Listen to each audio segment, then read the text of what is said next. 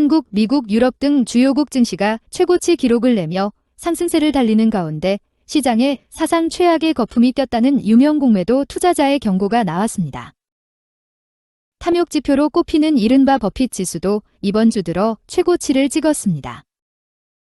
회사 분임 원자재발 인플레이션 압박이 나날이 커지는 가운데 시장은 일단 미국 중앙은행 연방준비제도가 어떤 경제 진단을 내놓을지에 주목하고 있습니다.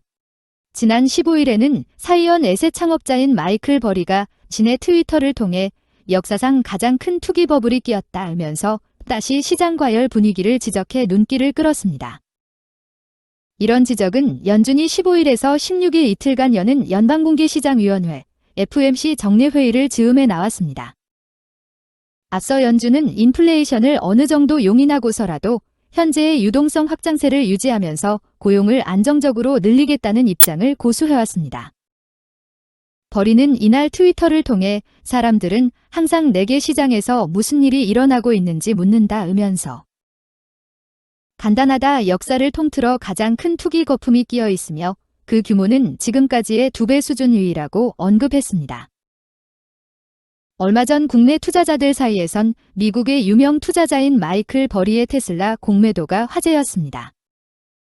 마이클 버리는 2008년 글로벌 금융위기를 예견해서 큰돈을 번 인물로 영화 빅쇼트의 실제 주인공으로도 유명합니다. 그는 미국 전기차 업체인 테슬라의 주가 하락에 베팅하는 풋옵션에 약 6천억 원을 투입했습니다. 일반인들은 버리의 테슬라 공매도에만 관심을 쏟았지만 여의도 증권가는 인플레이션을 예상한 그의 풀베팅에 주목했습니다. 버리는 지난 2월 독일이 바이마르 공화국 시절에 겪었던 초인플레이션이 올 것이라고 주장했습니다. 1차 대전 패전국인 독일 바이마르 공화국은 승전국들에 지급할 막대한 배상금을 마련하기 위해 돈을 마구 찍어냈는데 3년 만에 물가가 1조 배 올랐다고 합니다. 인플레이션이 온다고 굳게 믿는 버리가 선택한 상품은 미국 증시에 상장되어 있는 채권 인버스 ETF였습니다. 채권 인버스 ETF는 채권 가격이 하락하고 금리가 상승하면 수익이 나는 상품입니다. 그 중에서도 버리는 만기 20년 이상 국채의 가격이 하락하면 이 3배 수익률을 챙길 수 있는 공격적인 구조로 포트폴리오를 짰습니다. 채권은 만기가 길수록 돈이 오래 묶이는 대신 수익률도 더 높기 때문에 마이클 버리는 20년 이상 장기물을 산 데다 2~3배의 레버리지도 끼고 있어서 인플레이션이 온다고 보고 과감한 투자를 한 것입니다. 마이클 버리처럼 인플레이션이 온다고 보고 투자하고 싶다면 국내에선 어떤 상품들을 골라야 할까요? 인플레이션과 금리 상승을 가정한다면 물가 연동 국채와 채권 인버스 ETF가 대안이 될 수 있습니다. 채권 인버스 ETF는 미국에 상장된 것들이 대표적이지만 한국에도 여러 종류가 있습니다. 한국거래소에 따르면 국내에 상장되어 있는 채권 인버스 ETF 상품은 모두 11종류입니다. 이들 ETF에는 국내 채권과 미국 채권에 투자하는 상품 2종류가 있습니다. 최근 1년 수익률이 20.5%로 가장 높았던 채권 인버스 ETF는 KB자산운용의 KB스타 미국 장기국채 선물인버스 2X였습니다. 이 상품은 미국 30년 국채 가격이 하락하면 2배의 수익이 발생하는 상품입니다. 수익률 2위는 14.1% 수익률을 보인 삼성자산운용의 코덱스 미국채 울트라 30년 선물인버스 H였습니다. 국내 채권의 경우엔 10년 국채 가격 하락에 베팅하는 ETF들이 1년 평균 5.7% 정도의 수익을 냈습니다. 반면 3년물 국채 인버스 ETF는 1년 수익률이 1% 정도로 수익률이 미미했습니다. 이는 3년물 채권의 경우엔 10년물에 비해 금리가 많이 오르지 않아서 이에 연동되는 채권 인버스 ETF도 성과가 덜 난 것입니다.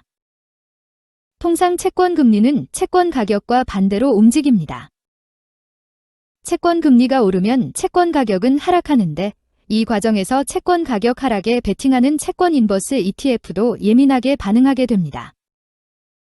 지난 2017년 출시된 KB자산운용의 KB스타 국고채 3년 인버스 ETF는 금리 인상 논의가 나올 때 수요가 급증하는 상품입니다.